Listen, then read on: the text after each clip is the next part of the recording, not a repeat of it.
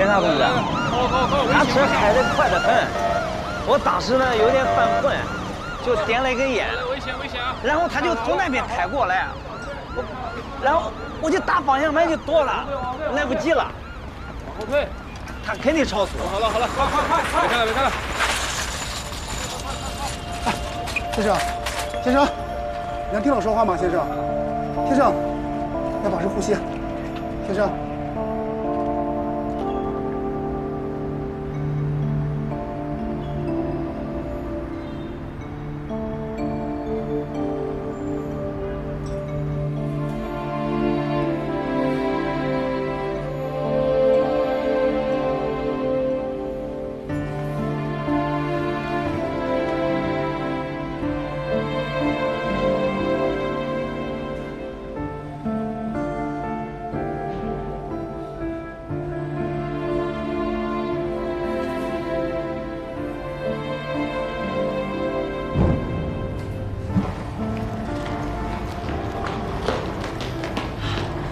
医生，他怎么样了？没有生命危险，就是头部受到震荡，需要住院观察一下。现在还没清醒呢。那什么时候能醒啊？这个就不好说了。如果是一般震荡的话，半小时、1个小时也就醒了。如果有颅内损伤的话，时间就不能确定。不过你们放心，我们会密切观察的。哦，谢谢，辛苦了。不用谢，应该的。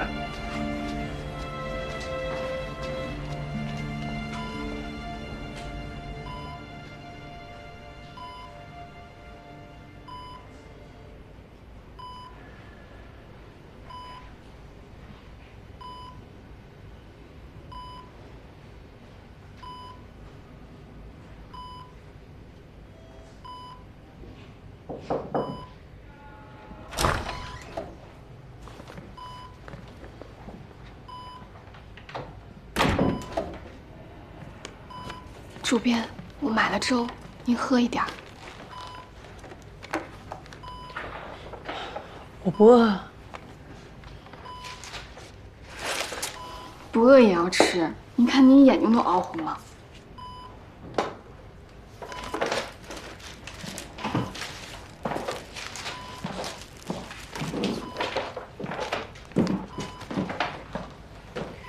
也坐吧。回去吃吧。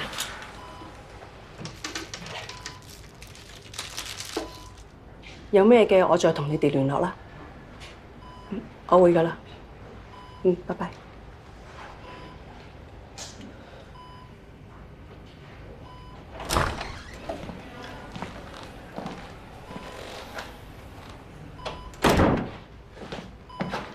主编，您打完电话了？怎么样？尚总说的对，我的确是轻敌了。陈开怡比我想象中强得多了。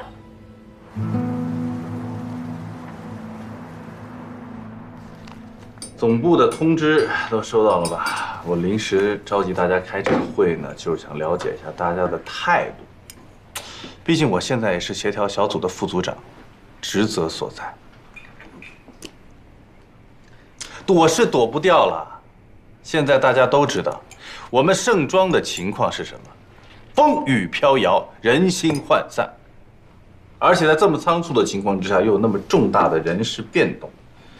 哎呀，不能再装鸵鸟了吧，各位，说话！你那么爱说，你就自己一个人说完就好了。老罗啊，赶紧开完赶紧散吧，我还得去医院看老向呢。你以为我想开，我也是没有办法。肖红雪人家一夜没睡，现在还在医院陪床呢。那谁知道总部在这个时候突然通知，要任命陈开怡为盛庄集团总部出版人兼主编。肖红雪怎么开这个会呀？啊，秦敏又不在，陈主编又在休年假。总部呢，又让我们各个部门拿出未来的所有整改方案，配合陈主编上任，我也没有办法呀。有什么可整改的？全部恢复到肖红雪来之前的样子不就行了吗？反正我们公关部是没什么可改的。倒是老严，哎，你专题组人都走光了吧？没人怎么改啊？现在当务之急是要把秦明姐找回来，然后把那些编辑都赶紧找回来。哎，这个我赞成，至少秦明得赶回来。哎，说句话啊，不要总在那边装酷好不好？哦，就是能不能快点？我等会有个选题会。哦，就你有事，就你有部门。哎呀，行了行了，你俩别说话了，呛起来没完没了。我呢，现在就在琢磨一个问题。哎，你们说这陈魔头到底做了什么？他都要跳槽去别的公司了，短短几日功夫，摇身一变回来就成了出版人兼主编。这，我要说一句特别土鳖的实诚话，这也太不科学了吧！哎，马丽，你天天跟开一在一起，你肯定知道他到底怎么赢得向霆锋和萧红雪。主编那个位置本来就是开怡的嘛，那之前是总部的人脑子坏喽，现在总部那帮人的脑子被修好了，当然要改主意了。哎，你这就没意思了啊！陆彬彬，你总知道点什么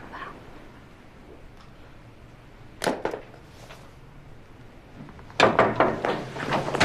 不好意思打扰各位老师，严头，我们在开会，你能不能推迟一点？丽娜，他们都到了是吧？我马上过来啊。那个严头，外边有一个人说要找您，是有特别重要的事儿要说。谁啊？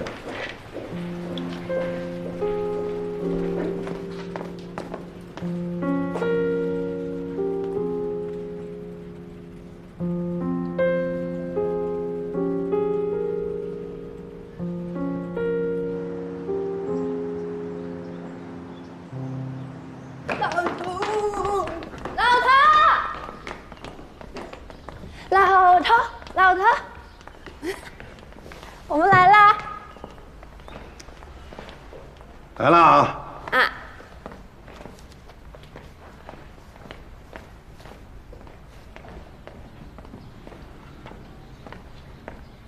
我是一个老派的人，子琪是我半个女儿，头一次见面，一点见面礼总是要的。谢谢老头，讲究啊！拿着。谢谢。你是严凯？是。在下顾明山，姓惠，比我想象的要高一些，也挺帅的，颜值不错。我恐怕没心情跟你聊这些闲天吧。你爸比你强。来吧，先坐。有什么话坐下说。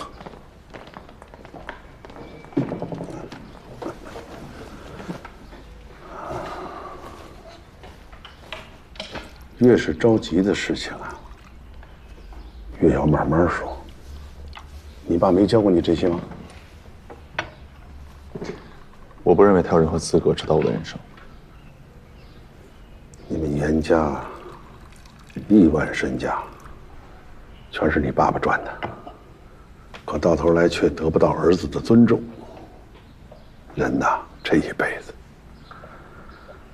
到头来还是一场空啊。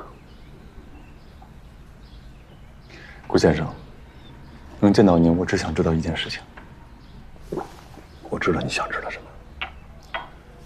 乔治的死是吧？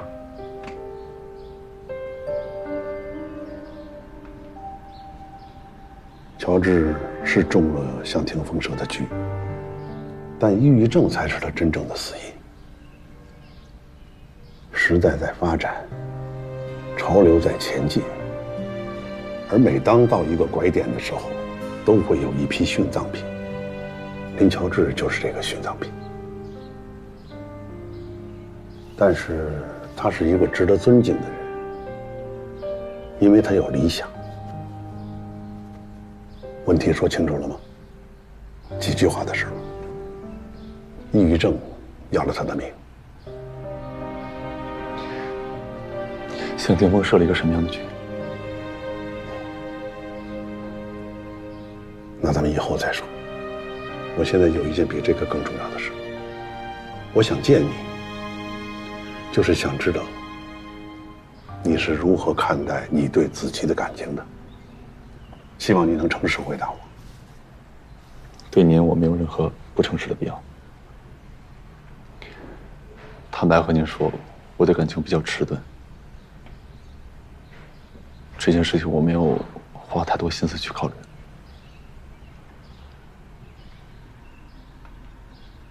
子琪对你很用心，他要收购盛庄，甚至收购盛庄完全是为了你。这件事情很麻烦，因为现在陈开怡设了局了。我们一定要知道这件事情的性价比到底有多高，也就是你对子琪的感情到底有多深。顾先生，我其实不需要他为我做任何事儿，而且我认为遗憾就是遗憾，不会改头换面变成正轨。我就是想告诉你，我真的很爱他。哎呀，好了，不要再聊下去了，把他为难死了。再这么聊下去，你们俩过算了。好，不聊了，喝着。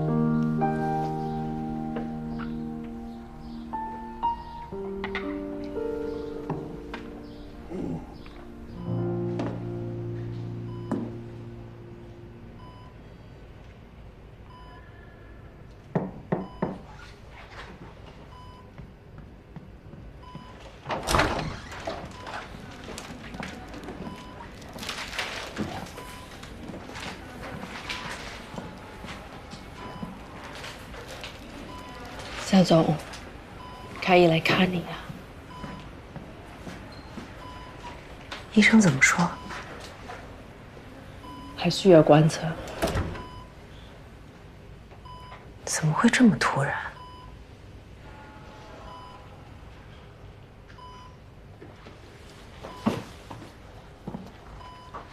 总部的通知我已经收到了，恭喜你，出版人。你知道，我来不是这个意思。你是不是这个意思已经不重要了，对我来说没有区别。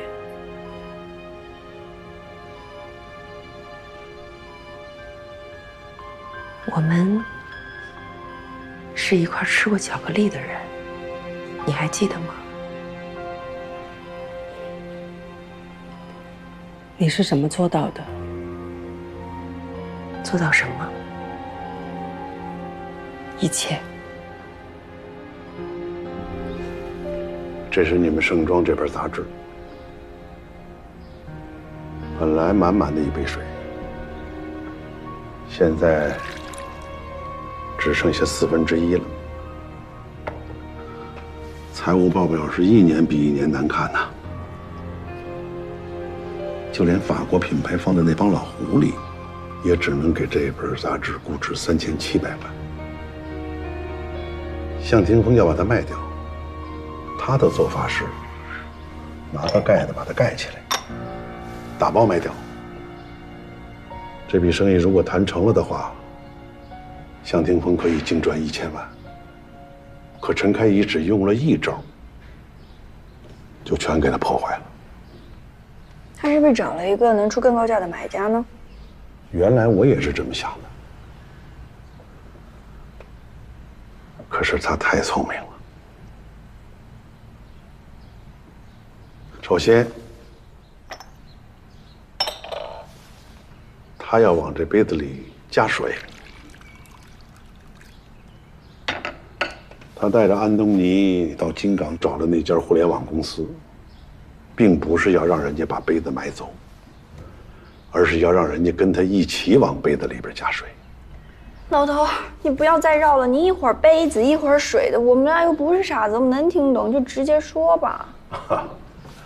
我做筹融资的朋友跟我说了全过程，他们是这么做的：首先把盛庄的品牌从法国总部拆分出来，由一家中国公司控股成立一家刊物，互联网公司在出资1.2个亿，买断这家公司的60%的股份。这个刊物还叫盛装，因为盛装最值钱的就是这个品牌，因为它有上百年的历史了。不是还是找了个新的买家吗？不，你还是没明白。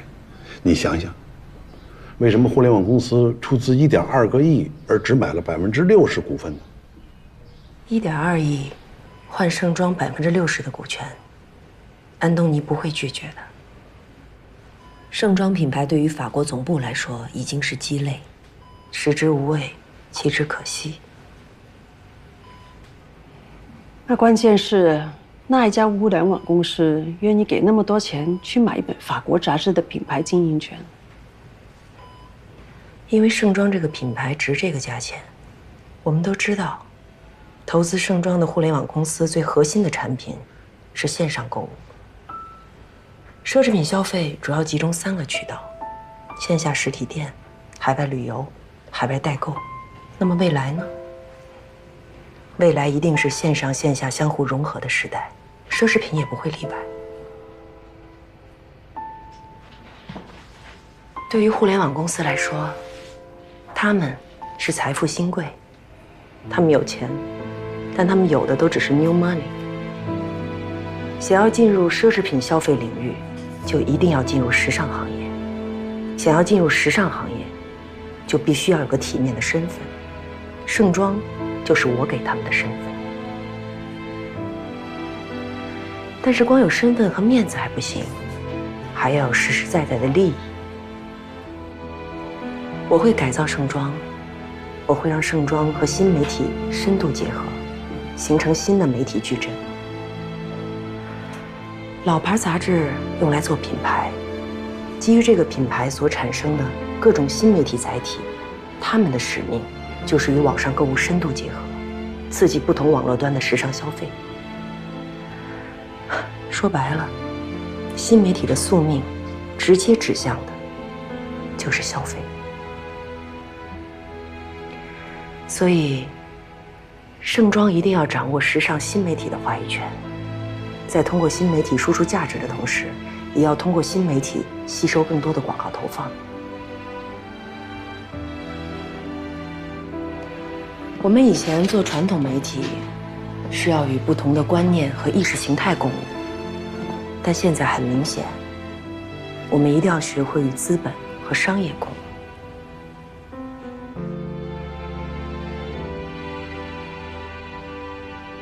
所以现在盛装又是一杯满满的新茶呀，清香四溢，溢出来的全是资本的味道。资本着力，只要有利润的味道，都会趋之若鹜。那为什么陈开一就能做到这些呢？凭什么他想让杂志怎么赚钱，杂志就怎么赚钱啊？因为他是陈开一啊。你这么欣赏陈开一呢？啊？他在你心里什么位置啊？没，你是不是喜欢陈开一？不是，怎么？好了，现在有一点我没想明白，如果陈开一只是为了钱，他本可以和向霆锋是坐在一条船上的人呢。向霆锋也没有必要布这样的局，他跟陈开一合作，本可以赚更多的钱。我是真的不相信陈开一做这一切只是为了钱。你就是喜欢陈开一。嚯！在盛装里面，有很多人愿意追随你，是因为把你当成一种精神象征。如果他们知道你做这么多只不过是为了在资本世界生存下去，他们肯定会很失望。是的，我知道。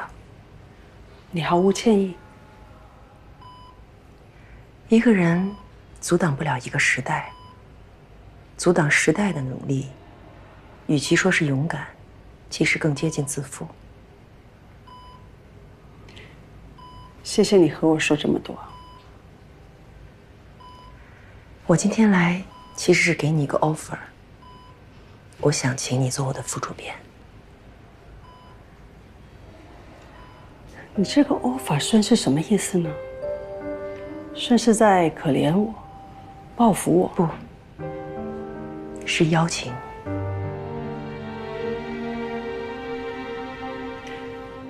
西西，我刚才已经想通，我本来已经放弃跟你斗，准备回香港。我不是因为你，我是因为向霆锋。我不喜欢规则不明朗、不清晰的对抗。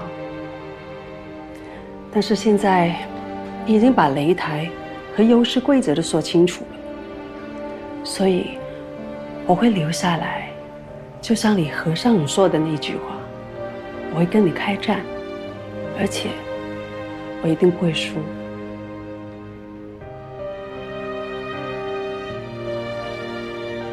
好，我等你。既然陈开一那么厉害，那我们收购盛装就是一场很硬的硬战了。你为什么这么想收购盛装？我跟你说了很多回了，因为你啊。我不想当盛装的主编，我说了，我只是想做好自己的选题。可是你每一次说起盛装的时候，你眼睛里都有光，我很喜欢那个光啊。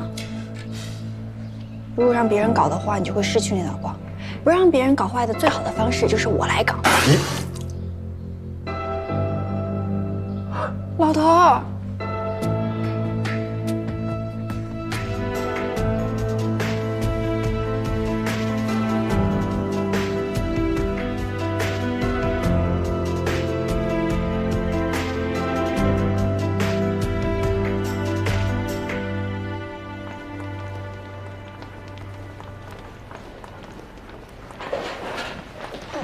总监们好，老向的，在病房里。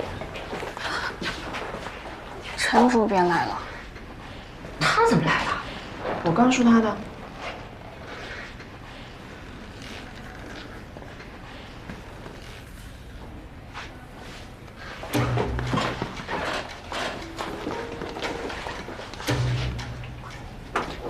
嘘。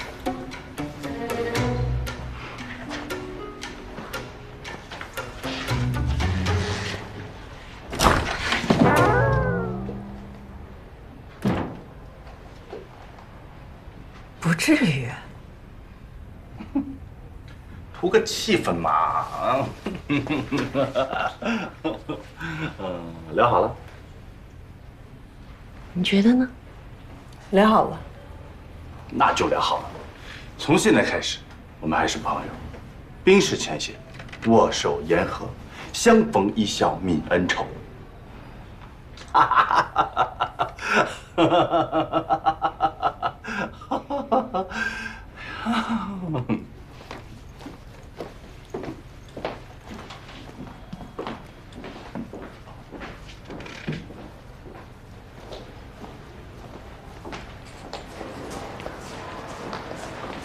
陈主编，有事？对，说。您已经赢了，大获全胜，请不要再为难肖主编。什么意思啊？他是一个好人，你们应该是朋友，不应该是对手。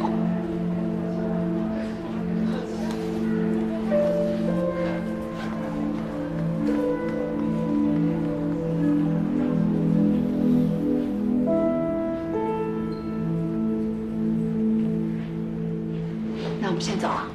谢谢，谢谢你们。主编，你一定要多找时间休息哦，反正他一时半会也醒不过来。这话说的不会聊天。我怎么不会聊天？我是想让主编多休息。我明白，谢谢。有什么事情随时跟我们说啊。肖主编注意休息啊。公司的事情就麻烦你们了。哦，对，主编，说到这个，我刚好有事情要跟你说啊，就是上一次在办公室里面我们聊。向总，保重身体啊，我也先走了。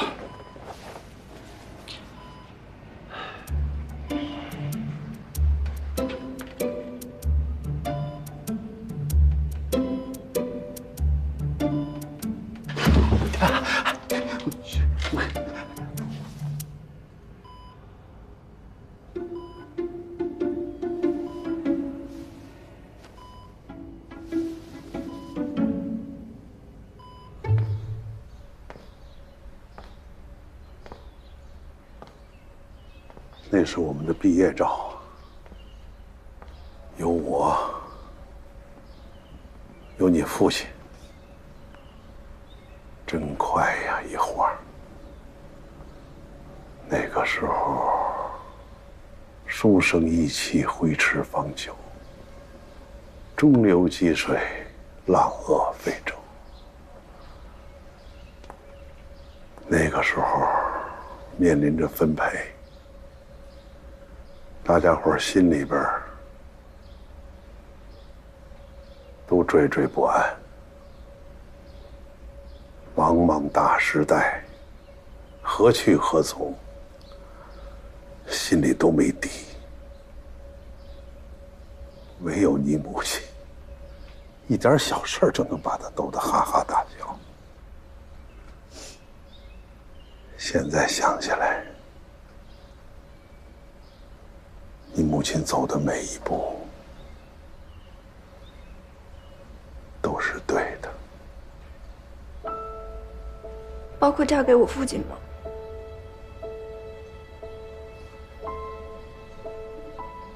你父亲这个人，大街上是没什么问题的，只是没照顾好你妈。可是我妈病重的时候。 我爸不也什么都没做，陪在我妈身边？要不是因为这样，你以为我会原谅他吗？我会饶得了他吗？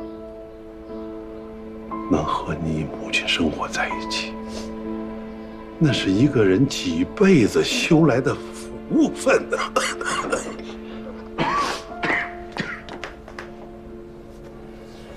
好，没事，没事，没事。老头。 别去了瑞生好不好？我每天都来陪你，行吗？我那边都安排好了。一个人能在自己有意识的情况下，把自己的后事安排好，那也算是一件幸运的事。 我的安息之地我已经埋下来了，很美。那你一个人在那儿不孤独吗？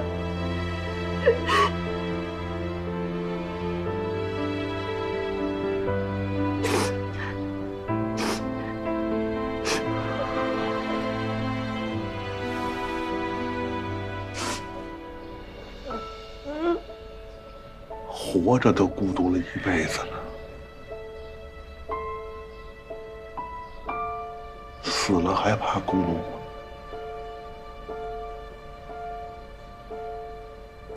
老头，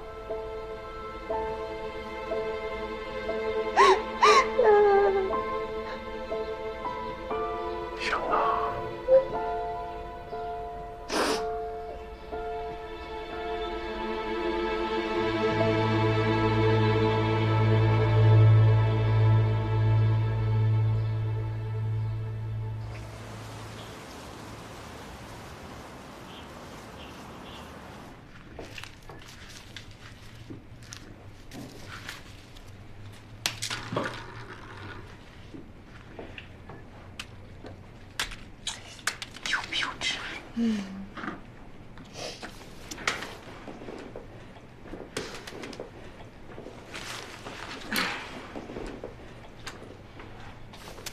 哎，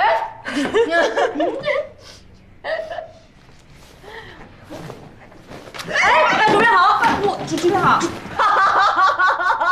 有人钱，你多大了呀？有点辛苦了。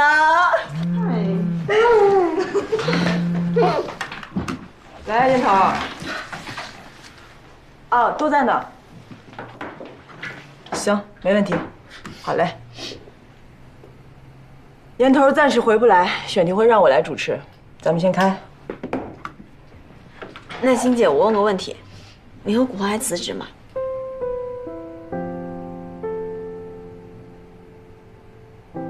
我们答应了烟头，做完最后这期杂志再走。现先来说一下我们这次的选题：如何优雅的告别，告别一份工作，告别一位亲人，一个朋友，告别一段爱情，一座城市。所以这次我们打算用告别之书来做主标题，融合多种表达材质，拼接出整个专题。欣姐，什么是表达材质啊？我们以前的专题通常用的2种组稿方式，一是邀请作者撰稿，二是我们采访用 Q&A 的方式来呈现。但是我跟古欢聊过，我们发现告别对于不同的人、不同的语境情境来说，它的意义很不一样。有的告别需要说出来，有的告别人们不愿意说出来。所以这次我们打算用更多元的方式来呈现。我们现在接触下来，已经有了几组形式，正好可以拿出来跟大家分享。一位武汉的女作家，她给我们提供了一些书信的照片，是她和丈夫近10年的通信，直到她丈夫去世。对她而言，所有的书信都是告别的一部分，组合起来就是一场横贯半生的漫长告别。还有一位曾经叱咤风云的女企业家，她给我提供了2串特别的数字，这2串数字很理性，其中呢，一个是她曾经的资产，不过一场商界风暴将一切归零；另外一串是还在不断刷新的里程数字。现在她是一位专车司机，对她而言，不断刷新的里程是对生活的一往无前，还有对过去生活渐行渐远的告别。我们还找到了最近成功转型的一位女导演，她以前是做演员的。她给我的材质我特别喜欢，她给了我10支她用过的口红，这10支口红呢，每一支都代表了她曾经饰演过的一个角色。直到她当上导演的第1天，她为自己精心挑选了1支口红。她喜欢用这样的方式来和过去的自己告别。大家都知道，我跟古欢最近在做2手时尚指南的公众号，经营这个公众号给了我很多新的经验。以前我们做杂志，都要求编辑退到幕后，把舞台让给撰稿人、摄影师、被采访对象。但是做这个账号，我发现现在的读者，他们更希望看到我们站到台前。他们想看到的不光是资讯和信息，更多的是故事、人物。包括编辑本人的故事和基本人设。所以，这次告别之书，我打算让所有编辑在杂志里集体亮相。亮相，那就是要拍我们吗？对啊，就是拍我们啊。那个专题组啊，所有人都要集体露出。那我们也不是明星，也不是偶像，我们啥也不是啊。那即便是最平常、最普通的人，他也会经历告别。我要求你们每个人给我一个选题啊，关于你们自己的选题。我说说我的吧。如何优雅地告别一段糟糕的婚姻？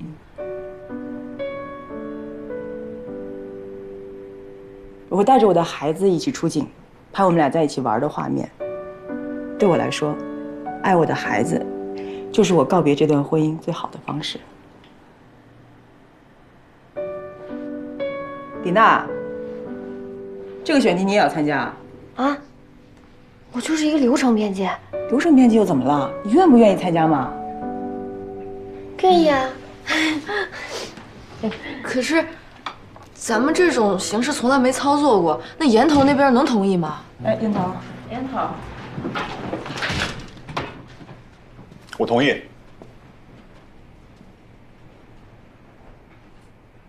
赵鑫第一次跟我说的时候，我就很喜欢。告别之书，就是2月刊的封面故事。你们的所有操作方法我都同意，但是我有个建议。2月刊是盛装初刊的第100期，乔治生前最大的心愿，就是希望可以看到这第100期。我要求以专门的内容，以盛装的名义，好好的、郑重的跟乔治做一次告别。这是一本杂志和一个人之间的告别。我认为只有经历这次告别，盛庄才能够真正的进入，也会真正的接受，再也没有乔治的未来。有什么问题吗？没问题。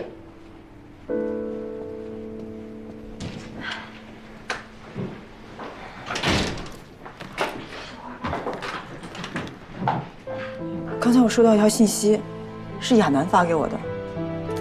亚楠？昨天我把这个选题的计划也发给了他，我以为他不会理我，就在刚才他回复我了。他回什么了？他说，这就是他的告别。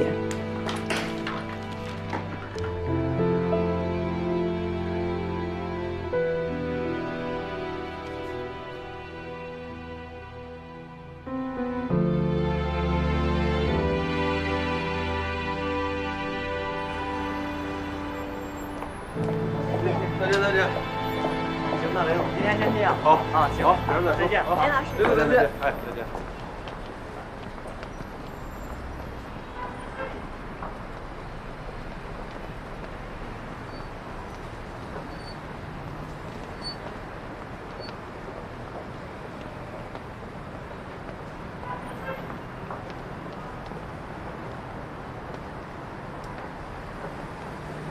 送你的。你怎么来了？这里到处都是人。我故意的，就是想趁着人多。也不怕了？我本来也不怕，只是觉得还不到时候。你呢？你怕吗？我。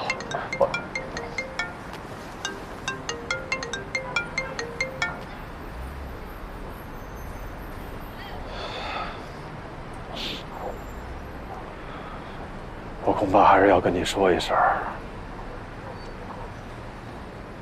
对不起，我有女朋友了。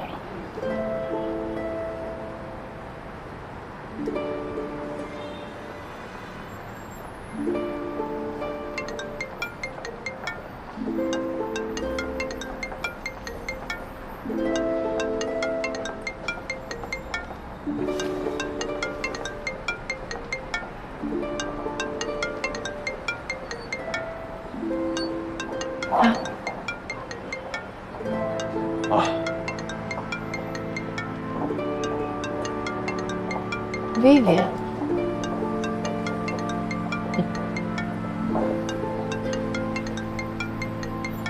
恭喜！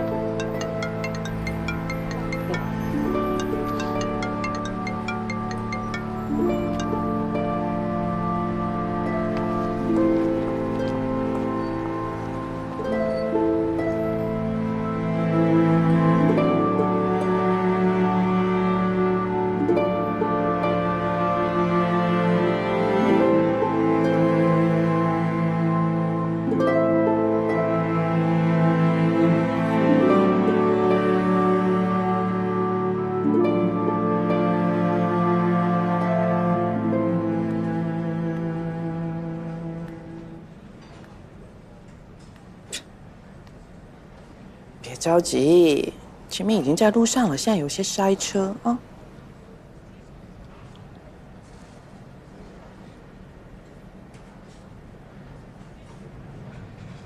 你最近怎么都不讲粤语了？